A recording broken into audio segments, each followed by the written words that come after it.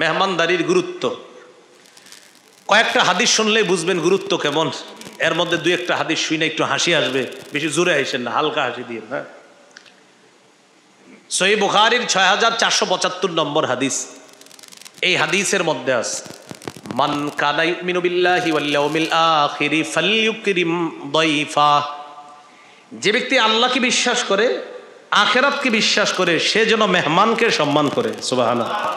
এই হাদিস থেকে জানলাম মেহমানকে সম্মান করা এটা ঈমানের আলামত। সুবহানাল্লাহ বলেন তো, মেহমানকে সম্মান করা কিসের আলামত? ঈমানের। এখান থেকে গুরুত্ব বুঝে আসে। 2 নম্বর দৃষ্টান্ত গুরুত্ব মেহমানদারির।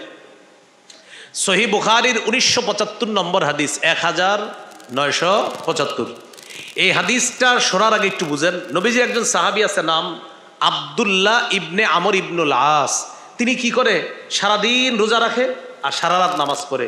স্ত্রীর হক আদায় করে না, চোখের হক আদায় করে না, শরীরের হক আদায় করে না। উনি কি করে? সারাদিন রোজা রাখে আর সারা রাত নামাজ পড়ে। নবীজির কাছে বিচার গেছে।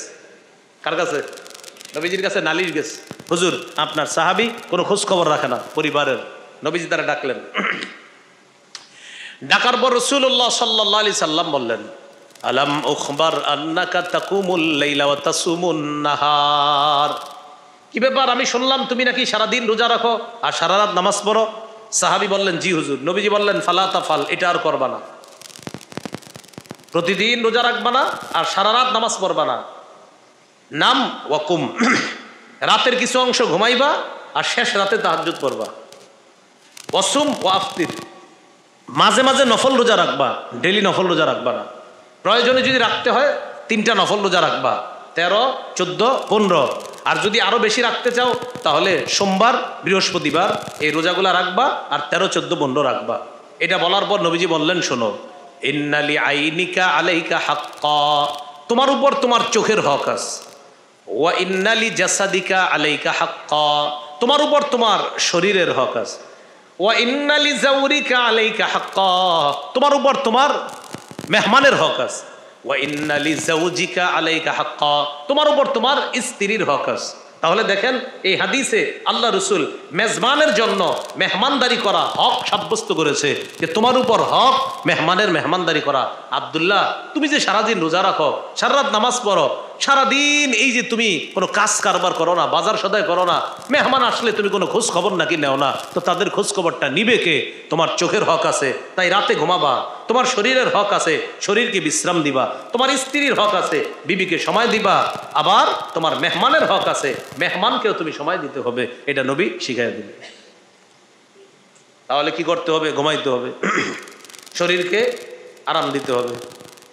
এখন মাশাআল্লাহ এমন এক অবস্থা, মাঝে মাঝে এরকম করে, সকাল 10টায় এসে একটু বয়ান করতে পারবেন না? কটায়? মনে করেন সকাল 10টায় এসে একটু বয়ান করতে পারবেন না? তো আমি আবার দেখি অনেকে করেও, ফজরের পরে বয়ান করে, 10টায়ও করে, জোহরের পরে করে, আসরের পরে করে, মাগরিবের পরে করে, এশার পরে করে। সারাদিন কোনো ঘুম নাই, রাতেও ঘুম নাই, পরের দিনও ঘুম নাই। আল্লাহ জানে যে শরীর নাকি মেশিন, বুঝতেছি না। চোখের হক কোথায়? স্ত্রীর হক কোথায়? হ্যাঁ, মাঝে মাঝে অনেকে 15-20 দিনের জন্য যে কোথায় চলে যায়, স্ত্রীর খোঁজ নাই, সন্তানের কোনো খোঁজ নাই, তাদের খোঁজ নিবে কি আপনার? তাহলে চোখের হক ঘুমানো, শরীরের হক বিশ্রাম দেওয়া, স্ত্রীর হক সময় দেওয়া, মেহমানের হক মেহমানদারি করা। আল্লাহ বুঝার তৌফিক দান করেন।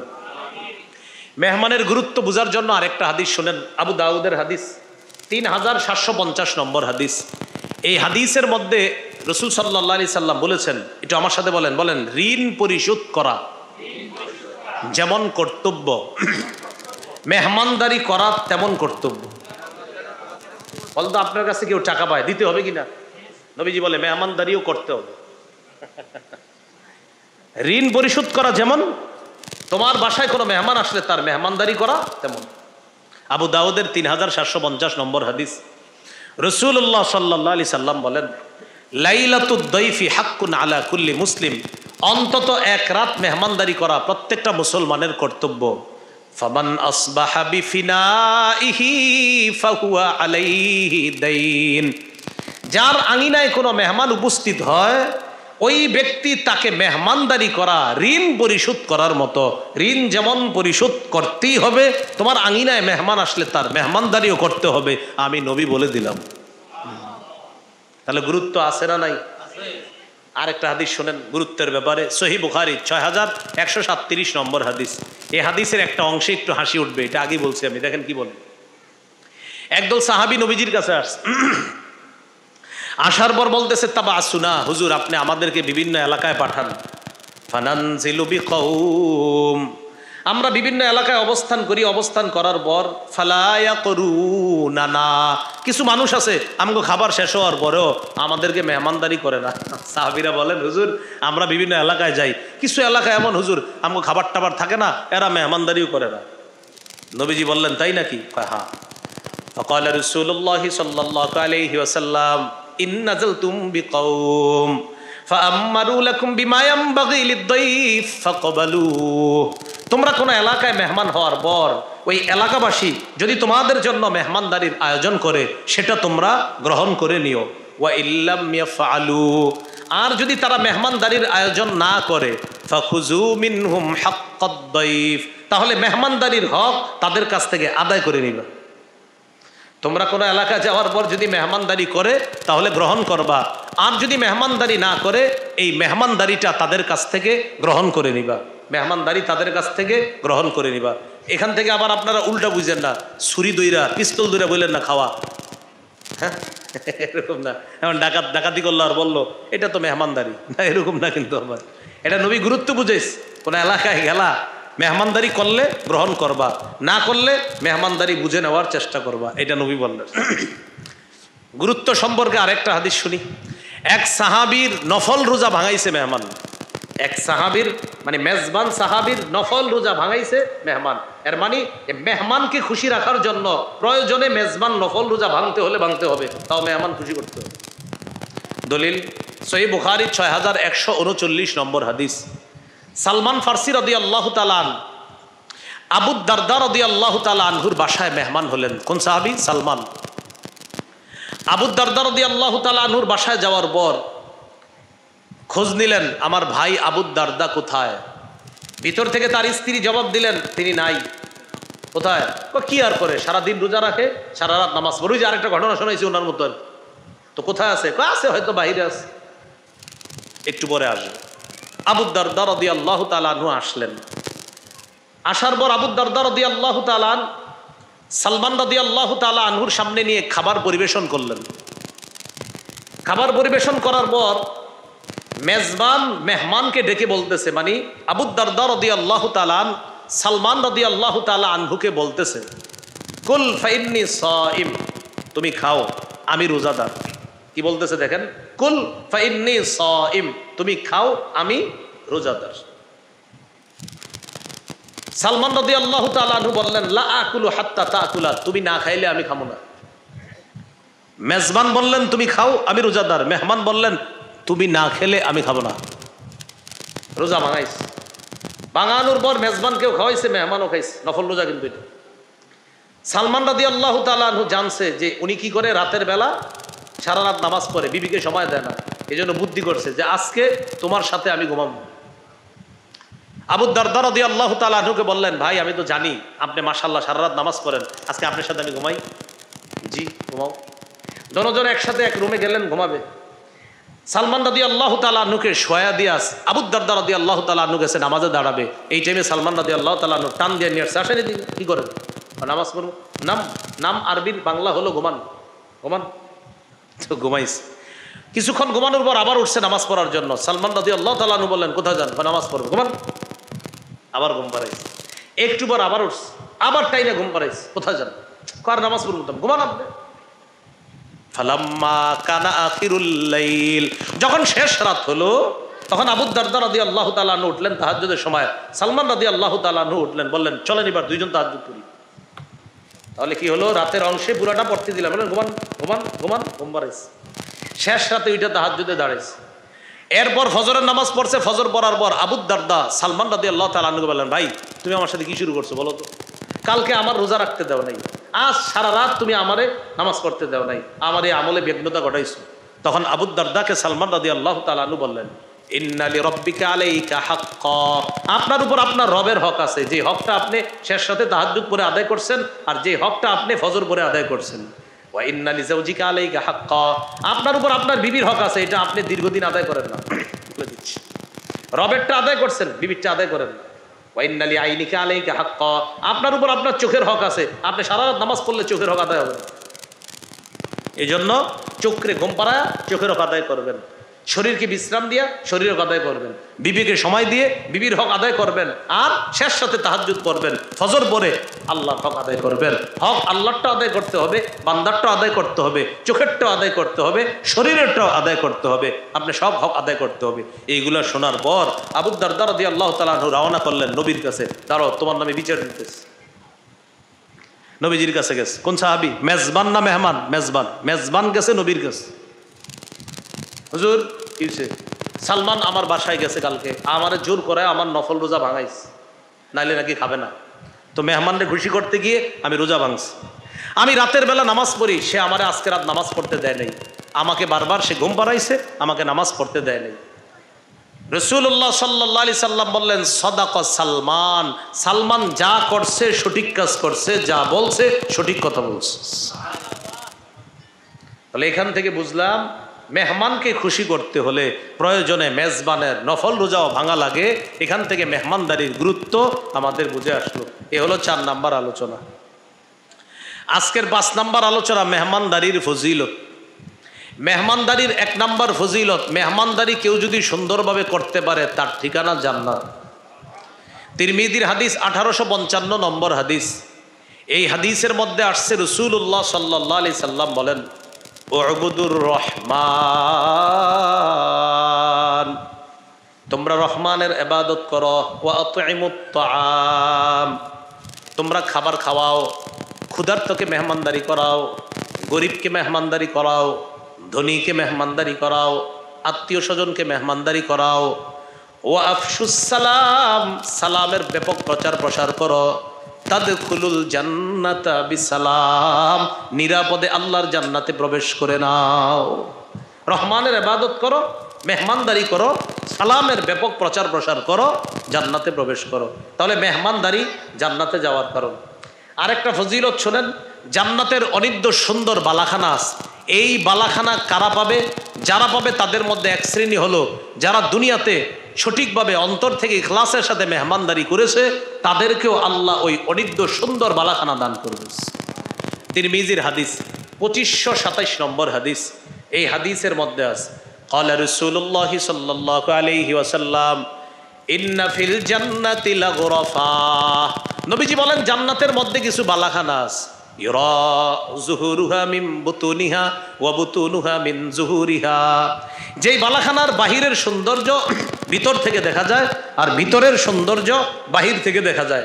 দেখেন এই মসজিদের কাজ রাতের বেলা কেমন আমি জানি না, দিনের বেলা সম্ভবত এমন, বাহির থেকে ভিতরে দেখা যায় না, নাকি? এরকমই তো মনে হয়, এরকম নাকি? আর বাহির থেকে মনে হয় ভিতর থেকে বাহির দেখা যায়, বাহির থেকে ভিতর দেখা যায় না। এই কাজ এমন কিনা জানি না, অনেকগুলা কাজ আছে দেখবেন যে কাজ বাহির থেকে ভিতর দেখবেন না, তো ভিতরওয়ালারা আপনাকে দেখবেন। কিন্তু জান্নাতের ওই অনিদ্য সুন্দর বালাখানা যেগুলো আছে ওইগুলা এত সুন্দর, ভিতরের সৌন্দর্য বাহির থেকে আর বাহিরের সৌন্দর্য ভিতর থেকে দেখা যাবে। এক গ্রাম্য ব্যক্তি দাঁড়ায়া বললেন, লিমান হিয়া ইয়া রাসূলুল্লাহ, হুজুর এগুলা কাদের জন্য? এগুলা কাদের জন্য? ফাকাল রাসূলুল্লাহ সাল্লাল্লাহু আলাইহি ওয়াসাল্লাম, লিমান আতাবাল কালাম, যে ব্যক্তি সুন্দরভাবে কথা বলে আল্লাহ তাকে এই বালাখানা দান করবে। ওয়া আদামাত তাআম, যে ব্যক্তি নিয়মিত মেহমানদারি করে, গুরুত্ব দেয়, তাকে আল্লাহ জান্নাত দান করবে। ওয়া সাল্লা বিল লাইলি ওয়ান নাসু নিয়াম, যে ব্যক্তি রাতের বেলা তাহাজ্জুদ পড়ে, যখন মানুষ ঘুমায় ওই লোকটা শেষ রাতে উঠে তাহাজ্জুদ পড়ে, আল্লাহ তাকেও এই অনিদ্য সুন্দর বালাখানা দান করবে। আরেকটা হাদিস শুনেন, ক্বালা রাসূলুল্লাহ সাল্লাল্লাহু আলাইহি ওয়াসাল্লাম, লা তাজালুল মালাইকাতু তুসাল্লি আলা আহাদিকুম মা দামাত মাইদাতুহু মাওদুআতান বাইনা ইয়াদাই হাত্তা ইয়ারফা, কোনো ব্যক্তির বাড়িতে যতক্ষণ দস্তরখান বিছানো থাকবে, এর মানে মেহমানরা যতক্ষণ খায় ততক্ষণ ফেরেশতারা আল্লাহকে বলে, আল্লাহ মেজবানকে মাফ করে দেন, আল্লাহ মেজবানকে মাফ করে দেন, আল্লাহ মেজবানকে মাফ করে দেন। মেহমানরা খাইতেছে আর ফেরেশতারা বলতেছে, আল্লাহ বাড়িওয়ালারে মাফ করেন, মেজবানকে মাফ করেন।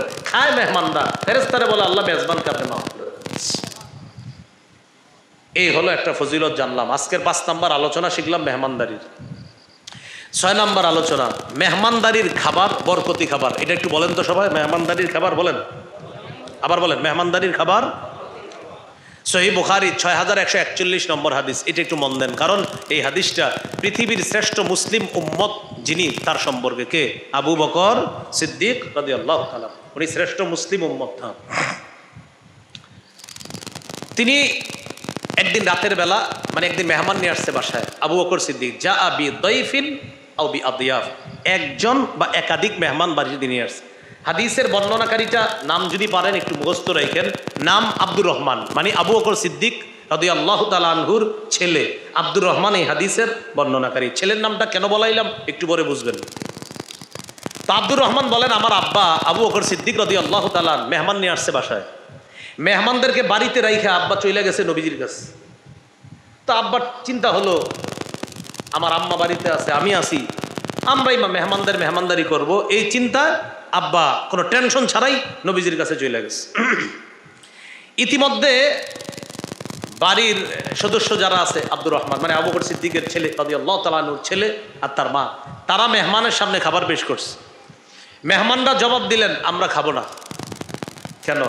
আমাদের মূল মেজবান কোথায়, মানে আবু বকর সিদ্দিক রাদিয়াল্লাহু তাআলা আনহু কোথায়, তিনি ছাড়া আমরা খাবো না। বাস, খাবে না তো খাবে না। সবাই অপেক্ষা করতেছে আবু বকর সিদ্দিক আসবে তারপর খাবে। তিনি আসলেন, অনেকক্ষণ পরে আসছে। আসার পর তার স্ত্রী তাকে বললেন, ইহতাবাসতা আন দাইফিকা আও দিয়াফিক, মেহমান রাইখা কোথায় গেছেন? মেহমান রাইখা কোথায় গেছেন আপনি? আপনি জানেন না মেহমান আছে বাড়িতে? বলতেছে, আমি তো নবীজির কাছে গেছি সাল্লাল্লাহু আলাইহি সাল্লাম, আপনার মেহমানরা তো খাবার খায়নি। আবু বকর সিদ্দিক বললেন, কি বলো? এত ক্ষুধার্ত অবস্থায় তারা আসছে আমার বাড়িতে, আমি নিয়ে আসছি, এখনো খাবার খায় নাই। আমা আশাইতিহিম, তুমি রাতের খাবার খাওয়াও নেই তাদেরকে? স্ত্রী জবাব দিলেন, আরাদনা লাহু, খাবার তো বেশ করছি, কিন্তু তারা আপনাকে ছাড়া খাবে না। আবু বকর সিদ্দিক রাগ হয়ে গেলেন, ফাসাব্বা ওয়াজাদ্দা, রাগ হয়ে কিছু বকাঝকা করলেন। কারে? স্ত্রীকে। কেমন হইলা, এখনো খাবার খাওয়াইতে পারল না মেহমানকে? বলেন তো বর্ণনাকারীকে? আব্দুর রহমান, আবু বকর সিদ্দিক রাদিয়াল্লাহু তাআলার ছেলে। তিনি বলতেছে, ইখতাবাতু, আমি পলায়ে গেলাম, লুকিয়ে গেলাম, কারণ আমি জানি আব্বা এখন আমারই শুরু করবে। আমি আগে থেকে লুকিয়ে গেছি। আব্বা বলতেছে, ইয়া গুনসার, ওটা কোথায়? এরকম বলি না আমরা বাংলাদেশিরা? তো আবু বকর সিদ্দিক রাদিয়াল্লাহু তাআলা, ইয়া গুনসার, ওহে মূর্খ। আসলে কিন্তু মূর্খ না, মানে মূর্খ কেন, এটা বাবা ছেলেরে বলছে। অনার্স মাস্টার্স পড়ুয়া ছেলেকেও বাবা বলে মূর্খ কোথাকার। আসলে তো ভালোবাসা। মাস্টার্স পাস, মুফতি মুহাদ্দিস, শাইখুল হাদিস ছেলে, বাবা বলে বুঝো না কিছু, মূর্খ। তো বাবা সন্তানকে এটা বলতেই পারে। তো আবু বকর সিদ্দিক রাদিয়াল্লাহু তাআলা বলেন, কোথায় ওটা? আব্দুর রহমান বলেন, হ্যাঁ আমি লুকায় রয়েছি, আমি জানি এখন আমারে শুরু করবে। ইতিমধ্যে আবু বকর সিদ্দিক রাদিয়াল্লাহু তাআলা বললেন, আল্লাহর কসম লা আতামু, আমি আজকে খাবো না। এই শপথ শোনার পর আব্দুর রহমান ইবনে আবু বকর বলতেছেন, আমার আম্মা এবার বললেন, আল্লাহর কসম, আপনি না খাওয়া পর্যন্ত আমি খাবো না। বুঝলেন কথাটা? আবু বকর সিদ্দিক বললেন, আল্লাহর কসম আমি খাবো না। এবার বিবি বললেন, আল্লাহর কসম, আপনি না খাইলে আমি খাবো না। কয়জন হইল শপথ? মেহমানের সামনে খাবার নিস। খাবার নেওয়ার পর মেহমানরা জানলো যে তিনি শপথ করছে তিনি খাবে না। মেহমানরা বললেন, আল্লাহর কসম, তিনি না খাওয়া পর্যন্ত আমরাও খাবো না। কসম কটা হলো? স্ত্রীও কসম, স্বামীও কসম, মেহমান যারা মূল মানে মূল কাহিনী যাদেরকে নিয়ে, ওনারা শপথ করতেন না, উনি না খাইলে আমরাও খাবো না। উনি শপথ করলে হইব নাকি? আবু বকর সিদ্দিক রাদিয়াল্লাহু তাআলা বললেন, কান্না হাযিহি মিনাশ শায়তান, বুঝতে পারছি ব্যাপারটা শয়তানের পক্ষ থেকে ঘটনা ঘটতেছে। কারণ মেহমানদারি হলো নবীদের সুন্নত, এই সুন্নতটা থেকে বঞ্চিত করার জন্য শয়তান এখানে কাজ করতেছে। খাবার আনো, শপথ ভাঙবো, আমিও ভাঙবো, তুমিও ভাঙো, মেহমানদের শপথও ভাঙাবো, খাবার আনো। শপথ ভাঙলেন, মেহমানদের সামনে খাবার দিলেন। এবার শোনেন কি বলে, ফাজআলু লা ইয়ারফাউনা লুকমাতান ইল্লা রাবা মিন আসফালিহা আকসারু মিনহা। মেহমানরা যখনই এক লোকমা খাবার মুখে উঠায়, সাথে সাথে ওই জায়গায় আগের চেয়ে আরো খাবার বেড়ে যায়। মেহমানরা খাবার উঠায়, ওখানে খাবার বেড়ে যায়, মেহমান খাবার উঠায়, খাবার বেড়ে যায়। আব্দুর রহমান ইবনে আবু বকর বলেন, এই খাবার বাড়তে দেখে আমরা এই বরকতি খাবার আল্লাহ রসুলের কাছে পাঠাইছি। তাহলে এখান থেকে শিখলাম মেহমানদারিতে বরকত আছে। তাহলে ইয়াকিন করবেন মেহমানদারির খাবার, এটাতে বরকত আমরা দেখি না কিন্তু আছে, আর আল্লাহ ওই বরকতটা দেখাই দিছে তাদেরকে। মেহমানদারির খাবারে বরকত আছে, এটা আমরা দেখি না কিন্তু বরকত আছে। এগুলো 6 নম্বর আলোচনা।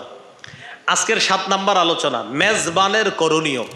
মেজবান মানে আপনাদের বাড়িতে যারা আসবে, কোরবানি উপলক্ষে আসবে, গোস্ত খাইতে আসবে, আম খাইতে আসবে, কাঁঠাল খাইতে আসবে, এই মেজবান হিসাবে আপনার করণীয়। আপনার 1 নম্বর করণীয় মেহমানকে স্বাগত জানাবেন। এমন এক যুগ আসছে, কি মোবাইলের যুগ, ব্যয় আসছে, ব্যয় তো বলতেছে ব্যয় ওখানে একটা দোকান আছে, ওরে জিজ্ঞাসা করলে হবে, ওই চিপাটা দিয়ে আইসা মসজিদের বাম পাশ দিয়ে আইসা ডান পাশের গলিটা দিয়ে ঢুকেছেন। ওই যে ওই এটা কি করলো, ওই যে নবীর একটা সুন্নাহ আছে মেহমানকে স্বাগত জানানো, এইটা কিন্তু সুন্নাহ থেকে আমগরে বঞ্চিত করে দিল। তাহলে আজকে থেকে আপনাদের প্রতি আমার আবদার, দাবি, ইনশাল্লাহ এই সুন্নাহটাও আমরা ছাড়বো না। হ্যাঁ, যে কোনো মেহমান আসবে, আপনি না যাইতে পারলে ছেলের পাঠায় দেন, যাও একটু আগায় নিয়ে আসো, আব্বা উনি তো চিনি, আরে চিনুক, তুমি যাও নবীর সুন্নাহ আদায় করো। সহিহ বুখারীর 53 নম্বর হাদিস। নবীজির কাছে এক দল আসছে, নবীজি তাদেরকে দেখে বললেন, মারহাবা মারহাবান বিল কওম, স্বাগতম স্বাগতম, আসো আসো। নবীজি নিজে গিয়ে স্বাগত জানাইতেছে। তাহলে ভাই আমরা এত কিছু বুঝি না, এটা সেটা বুঝি না, আমরা শুধু বুঝি আমার পরিচিত মেহমান আসুক, অপরিচিত মেহমান আসুক, আমার বেয়াই আসুক, আমার তালুই আসুক, আমার মামা আসুক, আমার খালা আসুক, যে আসুক, আমি নবীর সুন্নাহ পালন করব, একটু এগিয়ে যাব, উদ্দেশ্য আল্লাহ রসুল একটা সুন্নাহ যেন জিন্দা হয়। মনে থাকবেন ইনশাল্লাহ, নাকি এটা দিয়েই শেষ? না, সুন্নাহটা পালন করবো আমরা। তাহলে মেহমানকে স্বাগত জানানো।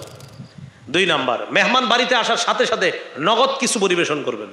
যেমন আমাদের দেশে সাধারণত শরবত দেয়, অনেক কিছু দেয়, তো নগদ কিছু পরিবেশন করবেন, নগদ কিছু তাদের সামনে পরিবেশন করা।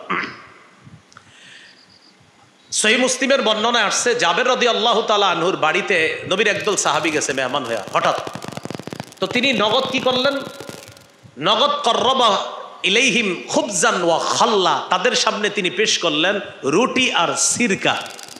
তখন জাবের রাদিয়াল্লাহু তাআলা আনহু বললেন, সামিআতু রাসূলুল্লাহ সাল্লাল্লাহু আলাইহি সাল্লাম ইয়াকুল নি'মাল ইদামু আল খাল, আমি নবীকে বলতে শুনেছি সিরকা কতই না উত্তম তরকারি, এজন্য আমার ঘরে সিরকা আছে, সিরকা দিলাম, আর রুটি আছে, তো রুটিটাকে সিরকা দিয়ে খাও। আর নবী বলছে সিরকা কতই না উত্তম তরকারি, অতএব উত্তম তরকারি দিয়ে রুটি শুরু করো। নগদ নগদ মেহমানদারি। মেহমানদারি তাড়াহুড়া করা, একটা কথা মনে রাখবেন, একটু আমার সাথে বলেন তাহলে মনে থাকবে, বলেন তাড়াহুড়া করা শয়তানের কাজ। বলেন আবার, তাড়াহুড়া করা শয়তানের কাজ। তবে 5টি বিষয়ে তাড়াতাড়ি করতে হবে। কয়টি বিষয়? প্রথম কথা, তাড়াহুড়া কার কাজ? কয়টি বিষয় তাড়াতাড়ি করতে হবে? 5টি। বলেন। 1, মেহমানদারি করা। 2, কাফন দাফন তাড়াতাড়ি করা, মৃত ব্যক্তির কাফন দাফন তাড়াতাড়ি করা। বলেন। 3, কুমারী মেয়ের দ্রুত বিয়ের ব্যবস্থা করা। 4, দ্রুত ঋণ পরিশোধ করা।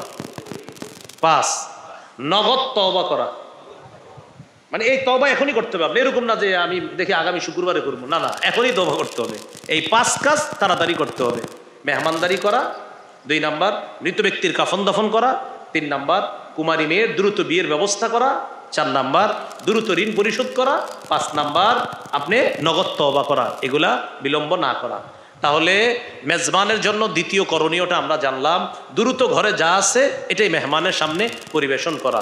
এটা আসলে আমরা তো বর্তমানে বুঝি, মেহমানরা দেখেই বুঝতে পারবো তিনি কোন হালাতে আছে, প্রচন্ড গরমের মধ্যে আসছে, এখন তাকে কোনটা দিলে ভালো হয়, এটা অবশ্যই মেজবান তার আকল বুদ্ধি খাটায়া বুঝার কথা।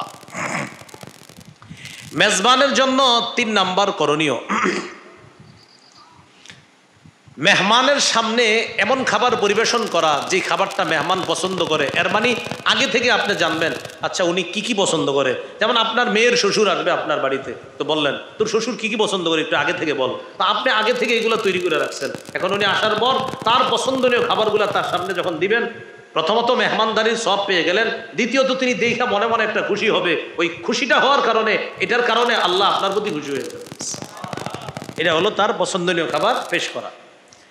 মেজবানের জন্য 4র্থ করণীয়, মেহমান যদি কোনো আলেম হয় তাকে বেশি সম্মান করা। কে হয় বলেন তো? আলেম। আমি কিন্তু আমার কথা কইতেছি না, কইতেছি যে কোনো আলেম, আপনাদের এলাকার যে হোক, তাকে একটু বেশি সম্মান করা। কেন? আলেমের সম্মান আল্লাহ বেশি করতে বলছে, এই জন্য করা। সূরা মুজাদালার 11 নম্বর আয়াত, 28 পারা 2 নম্বর পৃষ্ঠা আল্লাহ বলেন, ওয়ারফাইল্লাহুল্লাযীনা আমানু মিনকুম ওয়াল্লাযীনা উতুল ইলমা দারাজাত। তোমাদের মধ্যে যারা ঈমানদার আর যাদেরকে এলেম বিদ্যা দেওয়া হয়েছে, তাদের মর্যাদা আল্লাহ বাড়ায়া দেয়। তাহলে আলেমের মর্যাদা দিচ্ছে কে বলেন? এই জন্য আলেম মেহমান হলে আপনি সম্মানটা, মনে করেন আপনার বাড়িতে উজানির পিসা বাড়ছে, এখন আপনার তো অবস্থাই কেমন হয়ে যাবে, উজানির পিসা বাড়ছে আমার ঘরে, আপনি মনে হয় এমন হয়ে যেতে পারে, ভুলে যাবেন কি করবেন খুশিতে, ঠিক না?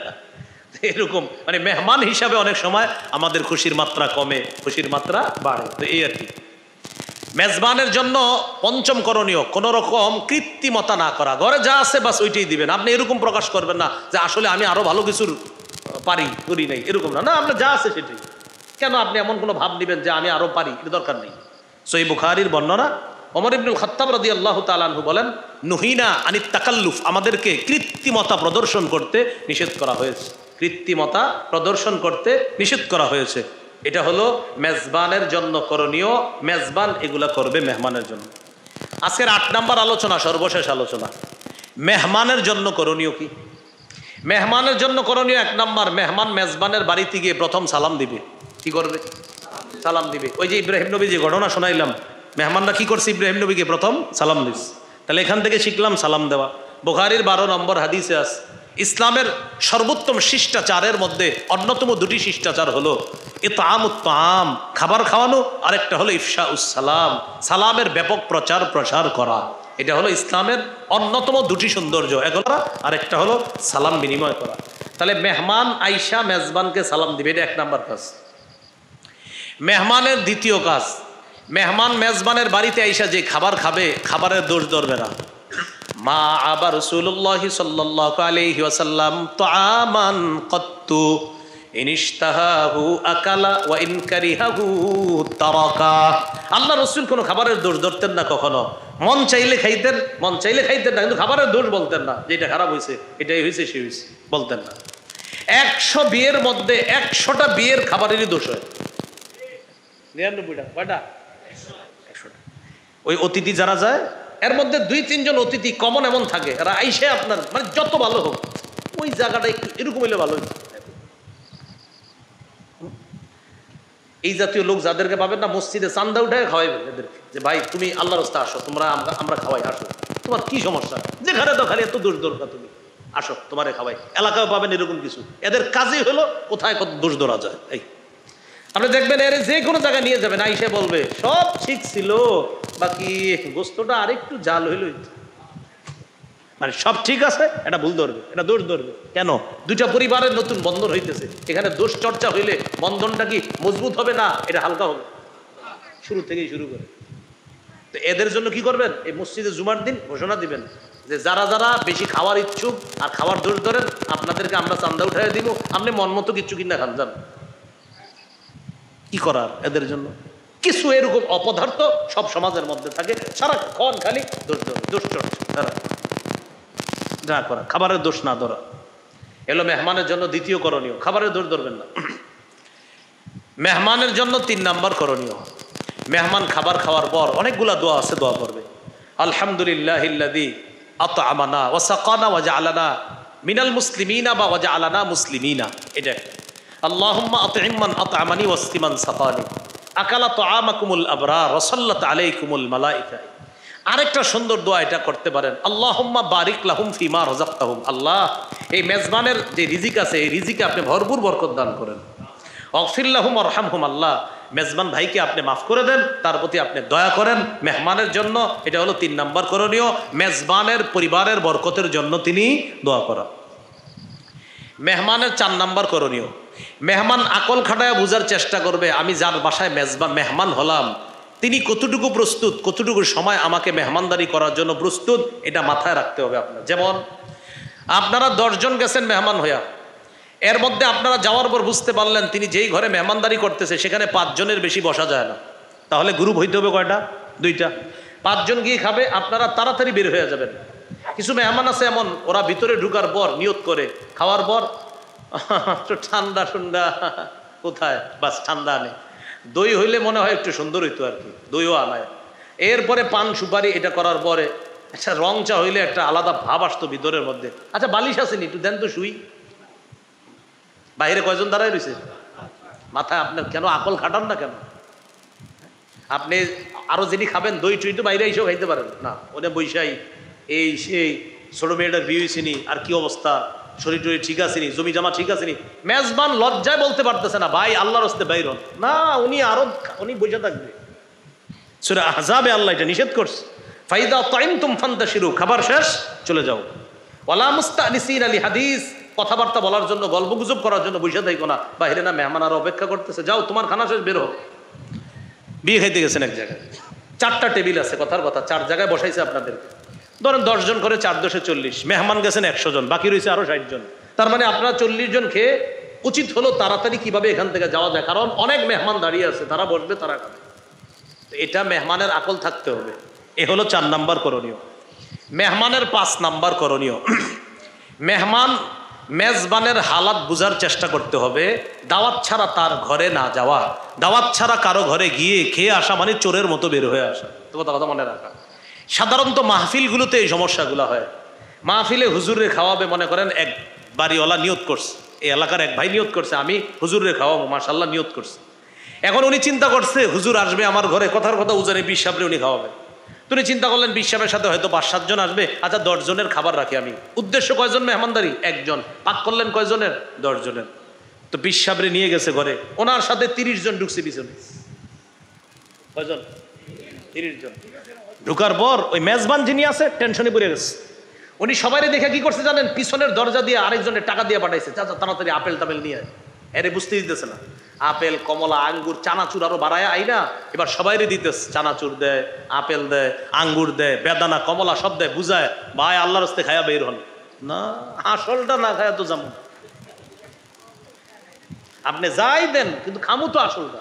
বসে রয়েছে এই বেচারার খাবার আছে 10 জনের, কেন বাকি 20 জন বসে রয়েছেন? হ্যাঁ, বুঝার চেষ্টা করা। এই জন্য কোনো মাহফিলে খানাই খাই না। পিছনে পিছনে এতগুলা মানুষ ঢুকেন, মেজবান বুঝতে হবে না আপনার উনি এতগুলো আয়োজন করছে? 30 জন যদি ওনার ঘরে গিয়ে খান তো উনি তো 30 জনের একটা মাহফিলি করে ফেলতে পারবেন। এই আকল মুসলমান খাটাইতে হবে, না মেহমানের মাথায় আকল থাকতে হবে যে আমি যার বাসায় মেহমান হচ্ছি, বুঝতে হবে যে আমি মেহমান হওয়াটা এটা সমীচীন কিনা, সঠিক কিনা, এটা আপনি আকল খাটায় বুঝতে হবে। এটা হলো 5 নাম্বার। সহিহ মুসলিমের বর্ণনা, লা ইয়াহিল্লু লিরাজুলিন মুসলিমিন, কোন মুসলমানের জন্য এটা বৈধ না, আইয়ুকিমা ইনদা আখিহি, তার ভাইয়ের কাছে অবস্থান করা এমন ভাবে, হাত্তা ইউসিমা, যে ভাই কষ্ট পায়, মানে কষ্ট পায় মেহমানের অবস্থানে মেজবান কষ্ট পায়। সাহাবীরা বললেন হুজুর কষ্ট পায় কিভাবে?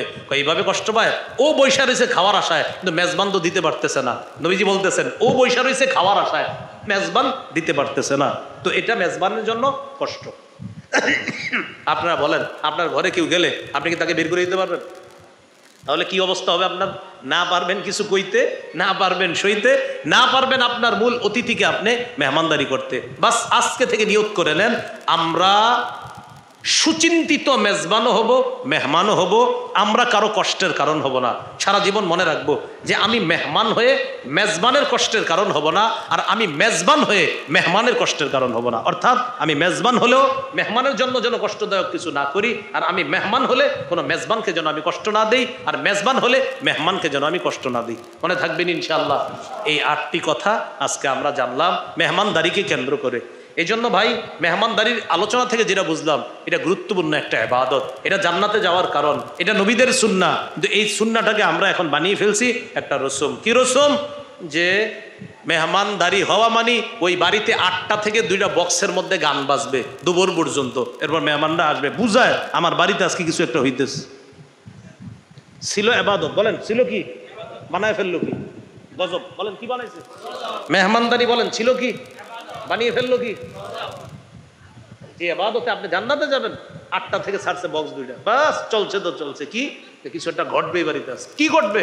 ও কি আর ঘটবে? ওই হের মামারা আসবে, এর দুলাভাই আসবে। তো এই জন্য সারাদিন গান কেন? ভাই আর কি ছোট ছেলেটা একটু শখ করছে।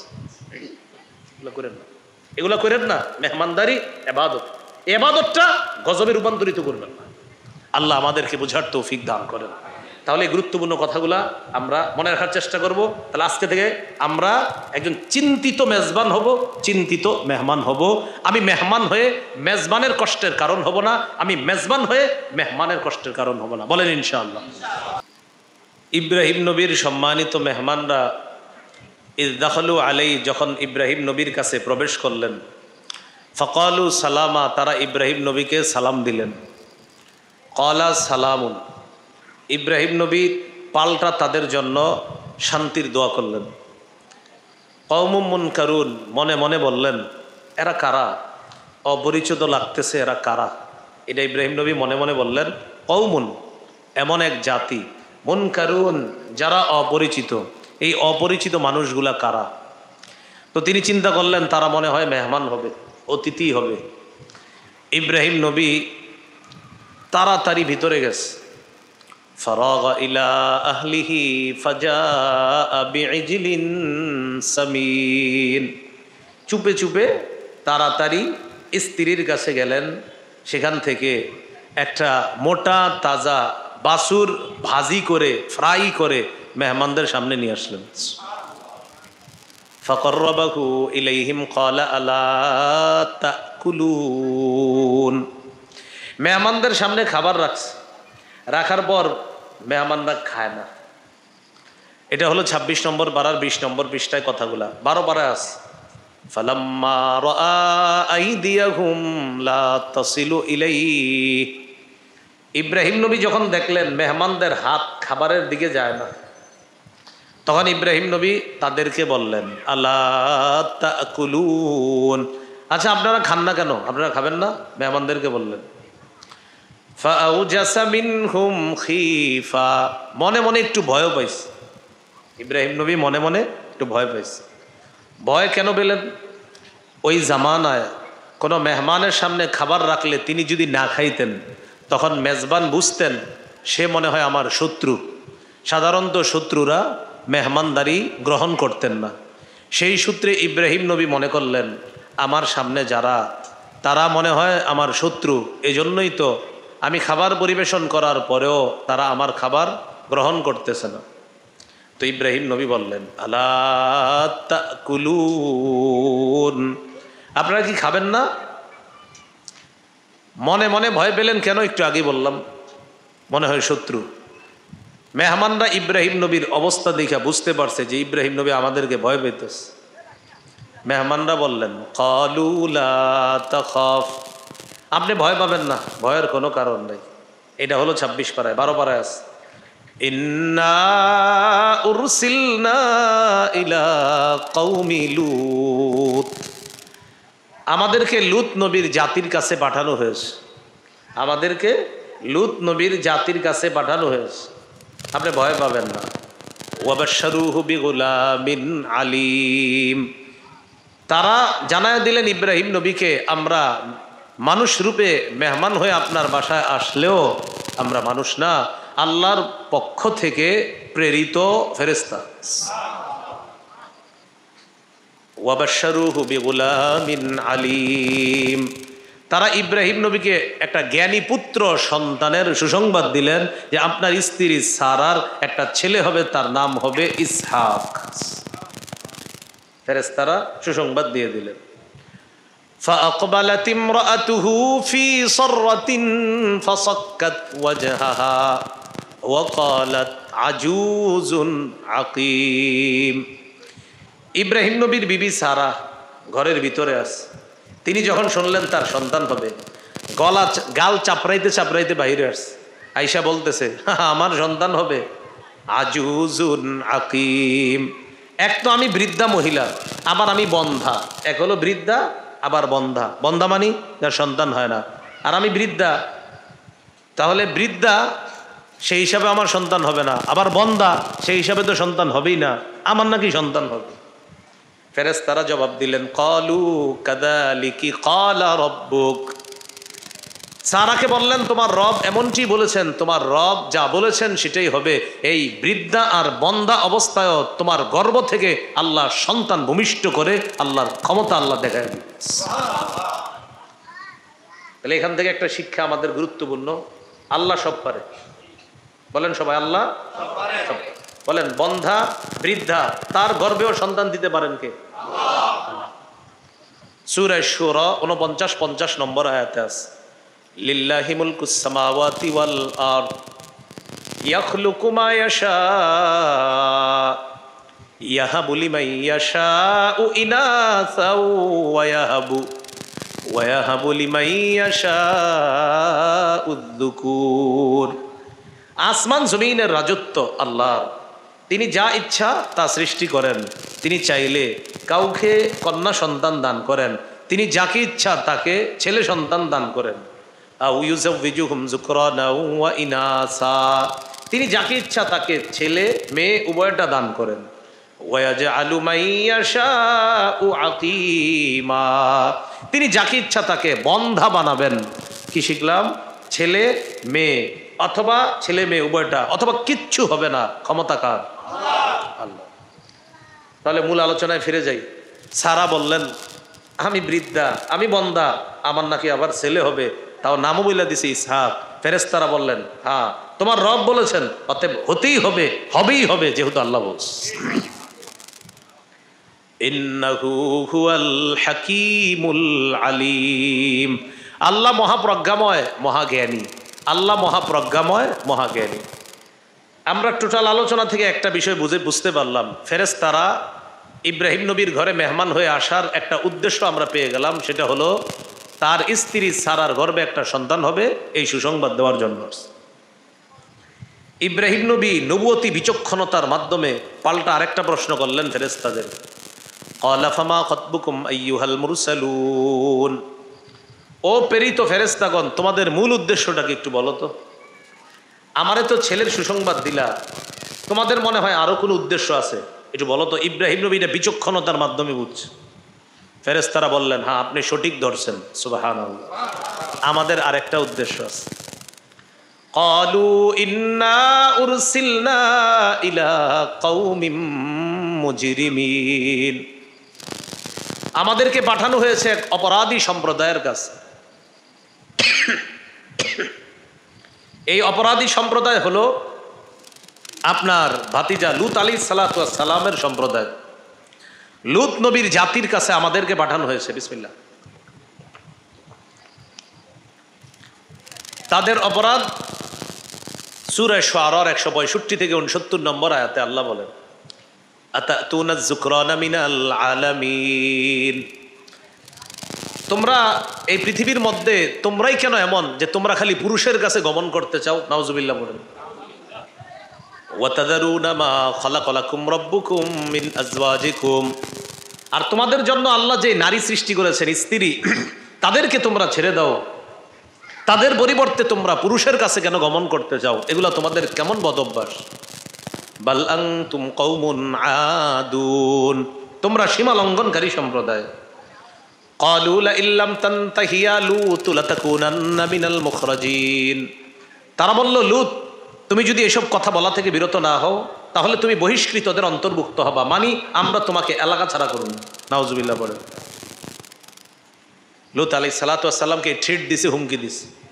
আল্লাহ এই জাতিকে ধ্বংস করার জন্য অপরাধ কি? তারা স্ত্রীর সাথে যেই সম্পর্কটা স্থাপন করবে নারীর পরিবর্তে এটা তারা পুরুষের সাথে স্থাপন করতে চায়, বলি নাউজুবিল্লাহ। এই অপরাধের কারণে ফেরেশতা আল্লাহ পাঠাইছে। ওই ফেরেশতারা ইব্রাহিম নবীকে বলতেছে ইন্না উরসিলনা ইলা কওমিম মুজরিমিন, আমাদেরকে পাঠানো হয়েছে অপরাধী সম্প্রদায়ের কাছে। লিনুরসিলা আলাইহিম হিজারাতাম মিন তিন, যেন তাদের উপর আমরা নিক্ষেপ করি শক্ত মাটির ঢিলা, পাথরের ঢিলা যেন তাদের উপর নিক্ষেপ করি। মুসাওয়ামাতান ইনদা রাব্বিকা লিল মুসরিফিন, প্রত্যেকটা ঢিলার মধ্যে আপনার রবের কাছে তাদের নাম চিহ্নিত করা আছে। সীমালঙ্ঘনকারীদের জন্য নামগুলো আপনার রবের কাছে চিহ্নিত করা আছে। বাস্তবিক অর্থে দেখা গেল প্রত্যেকটা ঢিলার মধ্যে যেই যেই কাফেরের নাম লেখা, ফেরেশতারা মারার পর প্রত্যেকটা চিহ্নিত ঢিলা গিয়ে ওই ওই কাফেরের উপর পড়ছে। আল্লাহ তাআলা বলেন ফাখরাজনা মান কানা ফিহা মিনাল মুমিনিন, এই সম্প্রদায়ের মধ্যে যারা ইমানদার ছিল তাদেরকে আমি আল্লাহ বের করে আনলাম। ইমানদার ছিল কে কে? লূত নবী আর তার 2 মেয়ে ছিল ইমানদার, এছাড়া সবগুলা বেঈমান হয়ে গেছে। জিবরিল আমিন কি করলেন? এদের উপর পাথর মারার পর ফেরেশতারা জিবরিল আমিন পুরা এলাকাটা আসমানে নিয়ে একটা আছাড় মারছে। মারার পর আল্লাহ তাআলা বলেন এদেরকে আমি নিদর্শন হিসাবে রেখে দিলাম বর্তমান ডেড সি বা মৃত সাগর, যেটা সেই মৃত সাগর ওই যে লূত সম্প্রদায়ের হত্যা অবশেষ, তাদেরকে ধ্বংস করার পর যে ধ্বংসাবশেষটা বাকি আছে সেটাই হলো ডেড সি বা মৃত সাগর। এই ডেড সি বা মৃত সাগর হলো ওই যে লূত নবীর জাতিকে আল্লাহ ধ্বংস করেছে, সেই নিদর্শন এখনো মানুষকে দেখানোর জন্য আল্লাহ দুনিয়াতে রেখে দিয়েছে। তাহলে আজকের আলোচনার মৌলিক 2টা কারণ পাইলাম। সেটা কি? ফেরেশতারা ইব্রাহিম নবীর কাছে আসার দ্বিতীয় কারণটা পেয়ে গেলাম। 1, সন্তানের সুসংবাদ দেওয়া। 2, লূত নবী মানে ইব্রাহিম নবীর ভাতিজা লূত নবীর জাতিকে ধ্বংস করা। এই 2 উদ্দেশ্যে ফেরেশতারা মেহমান হিসাবে ইব্রাহিম নবীর কাছে আসছে। এবার আমরা আমাদের মূল আলোচনায় চলে যাই, যেটা হলো মেহমানদারি। আল্লাহ বলেন হাল আতাকা হাদিসু দাইফি ইব্রাহিম আল মুকরামিন। নবী আপনার কাছে কি ইব্রাহিম নবীর মেহমানদের বৃত্তান্ত আপনার কাছে এসেছে? ইব্রাহিম নবীর সম্মানিত মেহমানদের বৃত্তান্ত। এখান থেকে আজকে আমরা নতুন একটা শিক্ষা শিখবো, সেটা হলো মেহমানদারি করা নবীদের সুন্নত। বলেন মেহমানদারি করা কার সুন্নত? হাদিসে আসছে কানা আউওয়ালা মান দাইফা দাইফা ইব্রাহিম আলাইহিস সালাতু ওয়াস সালাম। পৃথিবীতে সর্বপ্রথম মেহমানদারির যে রীতিনীতি সুন্দরভাবে চালু করেছেন তিনি হলেন ইব্রাহিম আলাইহিস সালাতু ওয়াস সালাম। তাহলে কোরবানির সুন্নত পাইলাম ইব্রাহিম নবীর থেকে, আবার মেহমানদারির রীতিনীতিটাও পাইলাম ইব্রাহিম নবীর থেকে। এইগুলো মেহমানদারি সম্পর্কে প্রথম কথা, যে মেহমানদারি নবীদের সুন্নত। 2 নম্বর কথা, মেহমানদারি করা আমাদের নবী মুহাম্মদ সাল্লাল্লাহু আলাইহি সাল্লামের সুন্নত। এটা একটু মনে রাখবেন, আমাদের নবীজির নবুয়ত প্রকাশের আগে থেকেই রাসূলুল্লাহ সাল্লাল্লাহু আলাইহি সাল্লাম মেহমানদারি করতেন। আমাদের নবীজির নবুয়ত প্রকাশের আগে থেকেই নবী সাল্লাল্লাহু আলাইহি সাল্লাম মেহমানদারি করতেন। সহিহ বুখারীর 3 নম্বর হাদিস। জিবরিল আমিন নবীজির কাছে আসলেন। আসার পর সূরা আলাকের 5টা আয়াত আল্লাহ নাজিল করলেন। এই 5 আয়াত নিয়ে আমাদের নবী হেরা গুহা থেকে চলে আসলেন। ফারাজা বিহা ইলা রাসূলিল্লাহি فرجع بها رسول الله صلى الله عليه وسلم إلى খাদিজা। নবী কোরআনের 5টা আয়াত নিয়ে আম্মাজান খাদিজার কাছে আসলেন। বাসায় ঢুকলেন, ঢুকে বললেন জাম্মিলুনি জাম্মিলুনি, তোমরা আমাকে চাদর দিয়ে ঢাকো, তোমরা আমাকে বস্ত্রাবৃত করো, চাদর দিয়ে ঢাকো। ফাজাম্মালুহু, সবাই তাকে চাদর দিয়ে ঢাকলেন, কাপড় দিয়ে ঢাকলেন। হাত্তা যাহাবা আনহুর রাউ, নবীজির ভয়টা কেটে গেছে। নবীজি ভয় পাইতেছে কি? খাদিজা রাদিয়াল্লাহু তাআলা আনহাকে হেরা গুহার পুরা হিস্টোরি শোনাইলেন। খাদিজা এমন এমন একজন আসছে, আসার পর আমাকে বলতেছে পড়ো, তো আমি এরকম এরকম হয়েছে ঘটনা। নবীজি বলেন লাকাদ খাশিতু আলা নাফসি, খাদিজা আমার ভয় হইতেছে। কয় কেন? আমারে মনে হয় কেউ মেরে ফেলবে। নবীজি বলতেছে, খাদিজা রাদিয়াল্লাহু তাআলা আনহা জবাব দিলেন কাল্লা ওয়াল্লাহি লা ইউখজিকাল্লাহু আবাদা, কখনো না, আল্লাহর কসম, আল্লাহ আপনাকে কখনো লাঞ্ছিত করবে না। সুবহানাল্লাহ। কে বললেন? বিবি। কেন? তখন স্ত্রী খাদিজা রাদিয়াল্লাহু তাআলা আনহা, মানে আমাদের আম্মাজান খাদিজা রাদিয়াল্লাহু তাআলা আনহা বললেন আপনার মাঝে অসাধারণ 5টা গুণ আছে, যে গুণগুলা থাকার কারণে আমি সাক্ষী দিতেছি আল্লাহ আপনাকে লাঞ্ছিত করবে না। এই 5 গুণ সবার থাকে না, তবে আপনার এই অসাধারণ 5টা গুণ আছে। তার মানে এখান থেকে বোঝা যায় আমাদের নবীজির নবুয়ত প্রকাশ মাত্র পাইল, ওই যে কোরআন আয়াত নাজিল হইল, তো এর আগে থেকে আমাদের নবীর অসাধারণ কয়টা বৈশিষ্ট্য? 1 নাম্বার ইন্নাকা লাতাসিলুর রহিম, আপনি রক্তের সম্পর্ক রক্ষা করেন, আত্মীয়তার সম্পর্ক রক্ষা করেন, এই গুণটা আপনার মাঝে আছে। 2 নাম্বার ওয়াতাকসিবুল মা'দুম, অসহায় মানুষকে আপনি সহযোগিতা করেন, এই গুণটা আপনার মাঝে সবসময় আছে। 3 নাম্বার ওয়াতাহমিলুল কাল্লা, আপনি বোঝা বহন করেন, যে মানুষ বোঝা বইতে পারে না তার বোঝা আপনি বহন করেন। আপনি মানুষের বোঝা বহন করতে করতে অনেক দূর পর্যন্ত নিয়ে যান, যতক্ষণ না পর্যন্ত আপনার কাঙ্ক্ষিত জায়গায় না পৌঁছেন সেই পর্যন্ত আপনি বোঝা বহন করে দেন, এই গুণ আপনার মাঝে আছে। 4 নাম্বার ওয়াতাকরিদ দাইফা, আপনি মেহমানদারি করেন, এই গুণ আপনার মাঝে আছে। 5 নাম্বার, ওয়া তুইনু আলা নাওয়াইবিল হক, মানুষ সত্যের উপর অটল থাকতে গিয়ে যদি কোনো বাধার সম্মুখীন হয়, সেই মানুষটার সহযোগিতায় সবার আগে আপনি দৌড়ে আসেন। এই 5 অসাধারণ গুণ সাধারণত মানুষের মাঝে থাকে, একটা থাকে, দুইটা থাকে, এই 5টা গুণ একসাথে আপনার মধ্যে আছে। আমার বিশ্বাস, আল্লাহর কসম, আল্লাহ আপনাকে লাঞ্ছিত করবে না। এখান থেকে আমরা কি শিখলাম? আমাদের নবীজির নবুয়ত প্রকাশের আগে থেকেই নবীজির মধ্যে অসাধারণ 5টা বৈশিষ্ট্য ছিল। এর মধ্যে একটা হলো মেহমানদারি করা। তাহলে 1 নাম্বার শিখলাম মেহমানদারি নবীদের সুন্নত, যেমন ইব্রাহিম নবীর সুন্নত। 2 নাম্বার মেহমানদারি আমাদের নবীর সুন্নত। 3 নাম্বার মেহমানদারি করা সাহাবায়ে কেরামের অভ্যাস। এই ব্যাপারে 4টা দৃষ্টান্ত আমরা শুনি। দৃষ্টান্ত নাম্বার 1, সহিহ বুখারীর বর্ণনা 3798 নম্বর হাদিস। এই হাদিসের মধ্যে আসছে এক মেহমান নবীজির কাছে আসছে, ফাবাআসা ইলা নিসাইহি, নবীজি স্ত্রীদের কাছে সংবাদ পাঠাইলেন, আমার কাছে একজন মেহমান আসছে, আচ্ছা তোমাদের ঘরে কি কোনো খাবার আছে? মেহমানকে মেহমানদারি করার জন্য এটা স্ত্রীদের কাছে সংবাদ পাঠাইলেন।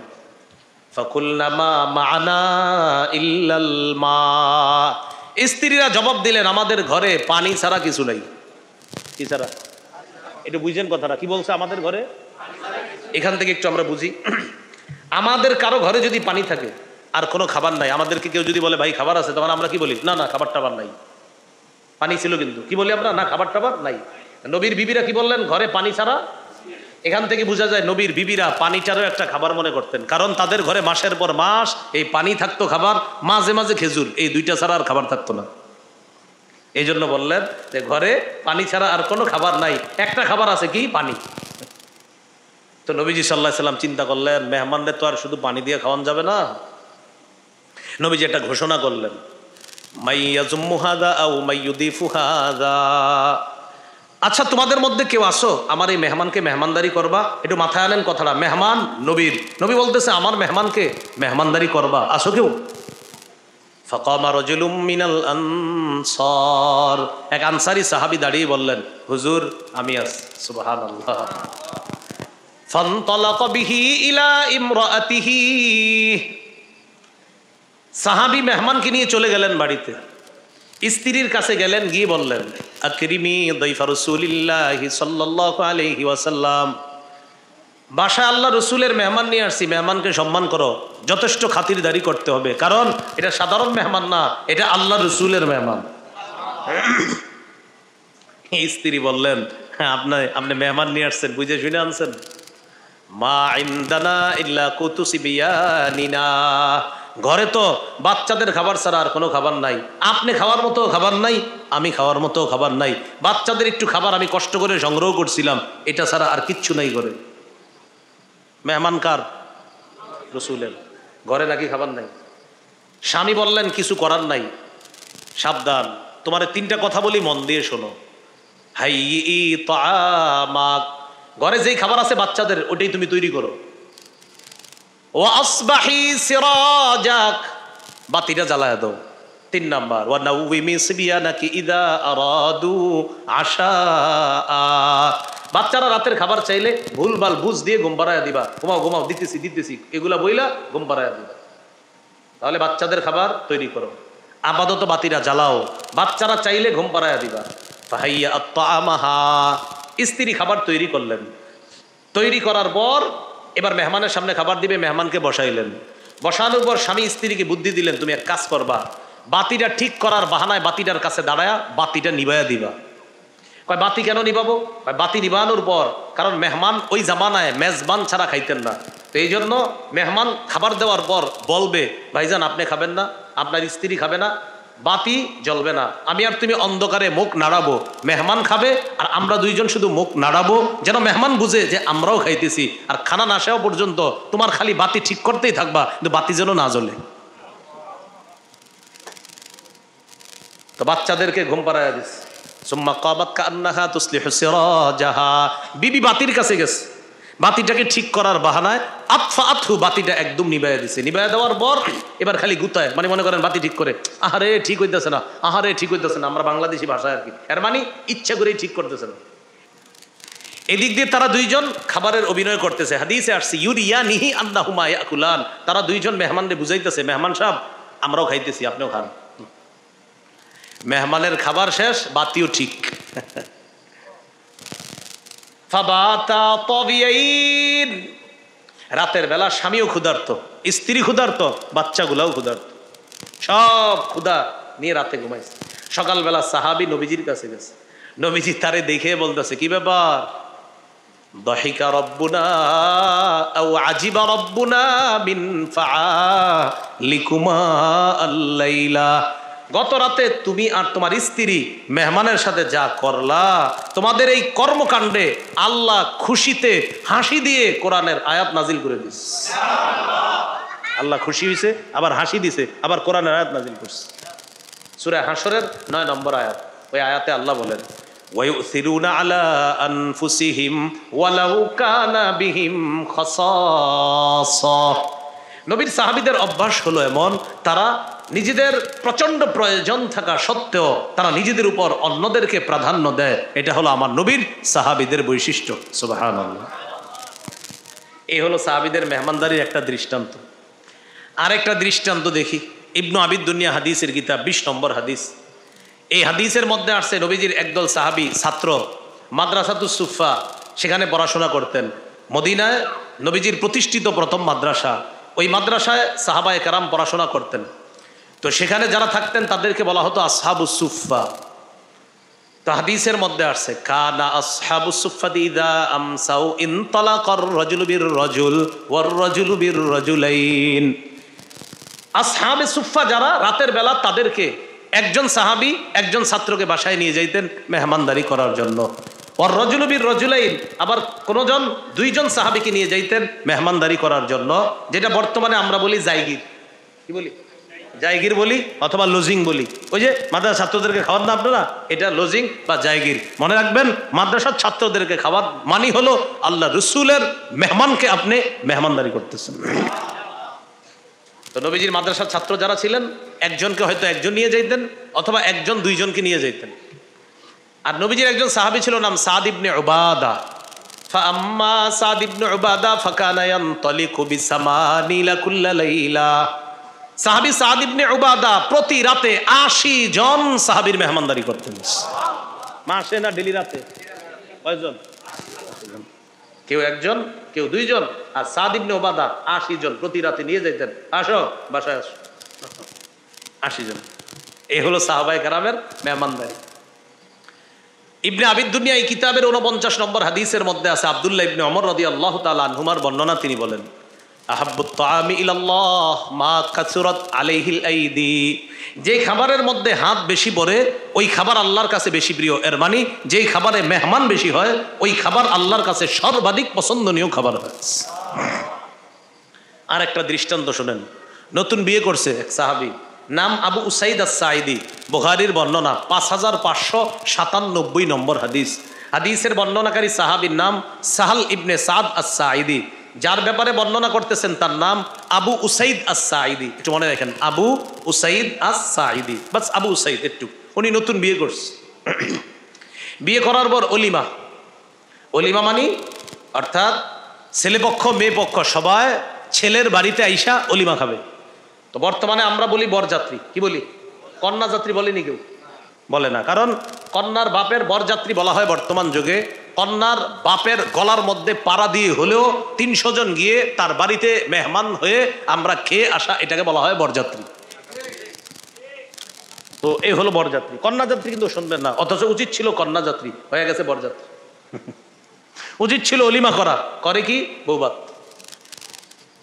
মেয়ের বাড়িতে গিয়ে খাবে। শুধু কি খায়, বিয়ের মধ্যে 100টা দোষের মধ্যে 100টা দোষ মেয়ের পরিবারের হয়, ছেলের পরিবারের হয় না। বিয়ে কি এক পরিবারের হয়েছে না 2 পরিবারের? 100টা দোষ কোন পরিবারের? মেয়ের পরিবার। ছেলেরটা হয় না, কারণ ছেলে তো সে যে বিয়ে করছে এটাই তো বেশি। শুকরিয়া আদায় করেন। কি করছে? এর একটা ভাবসাব আছে না, আমি বিয়ে করছি, শুকরিয়া আদায় করেন। তো এরপর কি করবেন? এখন ইচ্ছা মতো শ্বশুর বাড়িরে পারামু, যেহেতু আপনি বিয়ে করছেন, আপনার একটা ভাবসাব থাকতে হবে না? রসুলের সাহাবী বিয়ে করছে, আবু সাইদ রাদিয়াল্লাহু তাআলা। বিয়ে করার পর তিনি অলিমার অনুষ্ঠান করলেন। সুবহানাল্লাহ বলেন। অলিমায় সাহাবীদেরকে দাওয়াত দিলেন, প্রধান অতিথি হিসাবে দাওয়াত দিলেন শ্রেষ্ঠ মানুষ মুহাম্মদ সাল্লাল্লাহু আলাইহি সাল্লামকে। প্রধান অতিথি দান নবী সাল্লাল্লাহু আলাইহি ওয়াসাল্লাম ইলা উরসিহি, নবীজিকে তার অলিমায় দাওয়াত দিলেন। তার স্ত্রী চিন্তা করলেন এমন মেহমান আর জীবনে পাওয়া যাবে না। নতুন বিবি চিন্তা করলেন এমন মেহমান আর পাওয়া যাবে না সহজে। স্ত্রী স্বেচ্ছায়, নববধূ, আমাদের দেশে নববধূদেরও আবার মাশাআল্লাহ 7-8 দিন নাকি ডেক্সির কাছে যাওয়াই নিষেধ, ওই নিয়ম কানুন কে জানে। ওই নববধূ চিন্তা করলেন সর্বনাশ, মেহমান আল্লাহর নবী, মেহমান সাহাবীরা, এই সুযোগ আর পাওয়া যাবে না। তিনি কি করলেন? তিনি নিজেই ভিতরে খাবার পরিবেশনের দায়িত্ব নিয়ে নিস। নতুন বিবি খাবার পরিবেশন করে কে? নতুন বিবি। ওয়াকানাত ইমরাতুহু ইয়াউমাইদিন খাদিমাহুম, সেদিন তার বিবি হয়ে গেলেন তাদের মেহমানদারি করার জন্য, খাবার পরিবেশক হয়ে গেলেন তার বিবি। কার? নতুন দুলার নতুন বিবি স্বেচ্ছায় খাবার পরিবেশন করতেছে। শুধু তাই না, তার বিবি কি করলেন? তার বিবি বললেন আমার স্বামীর অলিমাতে আমি তো খাবার প্রস্তুত করেছি, আল্লাহ রসুলের জন্য আমি একটা স্পেশাল খাবারও প্রস্তুত করছি। নবীজির জন্য কি? খেজুর দিয়া একটা পছন্দনীয় খাবার আছে নবীজির, এই খাবারটা আমি তৈরি করছি, অলিমার পাশাপাশি আল্লাহ রসুলকে এই খাবারটাও আমি দিচ্ছি। চিন্তা করছেন সাহাবায়ে কেরাম, নতুন বিয়ে করছে, বিয়ে করার পর তার স্ত্রী, নতুন স্ত্রী চিন্তা করছে যে এমন মেহমান তো আর পাওয়া যাবে না, এই জন্য তিনি নিজেই ভিতর থেকে খাতিরদারি করতেছে, খাবার পরিবেশন করতেছে। এগুলো আজকের 3 নাম্বার আলোচনা মেহমানদারি সম্পর্কে। 1 নাম্বার নবীদের সুন্নত, 2 আমাদের নবীর সুন্নত, 3 সাহাবায়ে কেরামেরও সুন্নত। আল্লাহ আমাদের সকলকে এই কথাগুলো মনে রেখে আমলের বাস্তবায়ন যেন করতে পারি, আল্লাহ তৌফিক দান করেন। এই মেহমানদারি সম্পর্কে আলোচনাগুলো আমার ওই কিতাব আছে মিম্বরের আমানত, দেখেন গাড়ি কোথায় আছে, ওখান থেকেও সংগ্রহ করতে পারেন। আজকের ফুল আলোচনা কিতাবের মধ্যে লিখিত আকারেও পাবেন, সেখানে আরও বিস্তারিত আলোচনা আছে। 1 থেকে 10 খণ্ড কিতাব আছে, পারলে সবগুলো খণ্ডই সংগ্রহে রেখে দেন। আলেম ওলামা সহ সর্বসাধারণ সবার জন্য খুবই গুরুত্বপূর্ণ 10টি কিতাব। এটা ওলামা কেরামও পড়তে পারবেন, সাধারণ জনগণ যারা আপনারাও পড়তে পারবেন, নারী পুরুষ সবাই পড়তে পারবে। গাড়ি আছে কোথায় দেখেন, ওখান থেকে সংগ্রহ করতে পারেন।